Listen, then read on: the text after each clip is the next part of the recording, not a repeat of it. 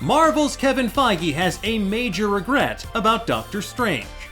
Not everything in the Marvel Universe ages well, like Tony Stark making a MySpace joke in Iron Man, or Terrence Howard looking at a suit of armor in Iron Man and saying, "Next time." It's not gonna happen. Or Tim Blake Nelson's transformation into the leader, which ultimately went nowhere. Those, however, are things that feel odd or out of place or confusing in hindsight.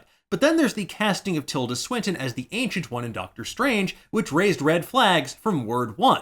While Swinton is undeniably an amazing actress, the idea that Marvel Studios would cast a white woman as a historically Asian male character was problematic from word one.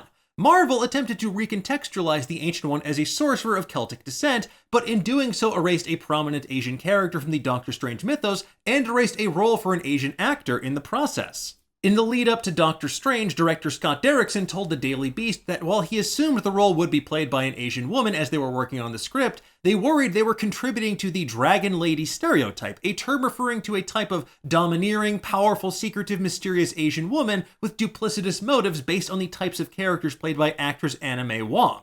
Derrickson said, "As we started to work on it, my assumption was that it would be an Asian character, that it would be an Asian woman.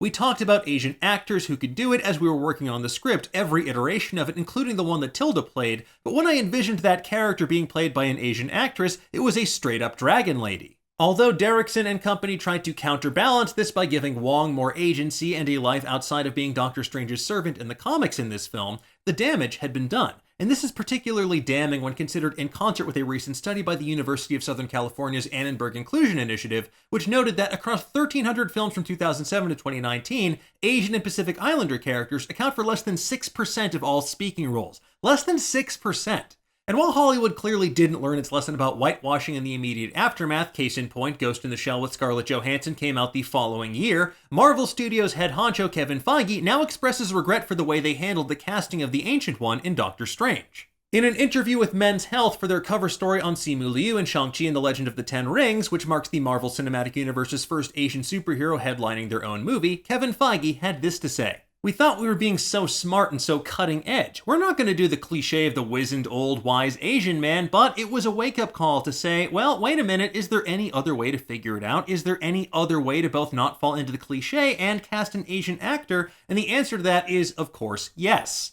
While this may seem like too little, too late, and it definitely is long overdue, interestingly enough, Marvel faced a similar conundrum with the Mandarin in Shang-Chi. In the comics, the Mandarin is not Shang-Chi's father. Rather, it's a character named Fu Manchu, a deeply problematic stereotype plucked from the pages of pulp novelist Sax Rohmer's books. While Marvel no longer owned the rights to Fu Manchu and wound up renaming him Zheng Zhu in the comics, updating Shang-Chi's lore to make him the Mandarin's son both provides valuable connective tissue to the rest of the Marvel Cinematic Universe and gives us international treasure Tony Leung in this movie to boot. Now, obviously, this is not the same as whitewashing a character like the Ancient One, but it shows that Marvel can find solutions that both enrich the narrative and don't erase opportunities for Asian actors when they put their minds to it. Considering that the Ancient One herself introduced us to the idea of the multiverse in the Marvel Cinematic Universe when she showed Bruce Banner the branching timelines during Avengers Endgame, and the fact that we are heading squarely into the multiverse, specifically the Multiverse of Madness in Doctor Strange 2, Marvel could potentially recast Tilda Swinton in the role of the Ancient One moving forward, should they choose to utilize that character further. While some of you may be saying, Dan, didn't the Ancient One die in Doctor Strange? Well, the answer is yes. Yes, she did. But if you think that death is the end in the world of Marvel Comics, well, I have a rainbow bridge to sell you. Regardless, it's heartening to see someone as prominent as Kevin Feige publicly admitting that the studio could have and should have handled this situation better, and I am beyond excited to see them tell even more stories from all walks of life in the Marvel Cinematic Universe as we continue our journey into Phase 4 and beyond. After all, as Kevin Feige told Men's Health, the story of Shang-Chi comes from a binder that's existed since Marvel Studios' inception, filled with great characters who could make great movies regardless of how famous they were. So who knows what other mysteries lurk within that binder? Like Blue Marvel, Amadeus Cho, Mephisto? Only time will tell, but we'll find out more when the next chapter of the Marvel Cinematic Universe unfolds with Black Widow on July 9th. In the meantime, folks, tell us, what do you think about this? What do you make of Kevin Feige's statement? And what other lesser-known characters do you think deserve their own movies like Shang-Chi? Let us know in the comments below. Please keep it civil. And for the latest and greatest in the world of pop culture, stay tuned to Nerdist.com.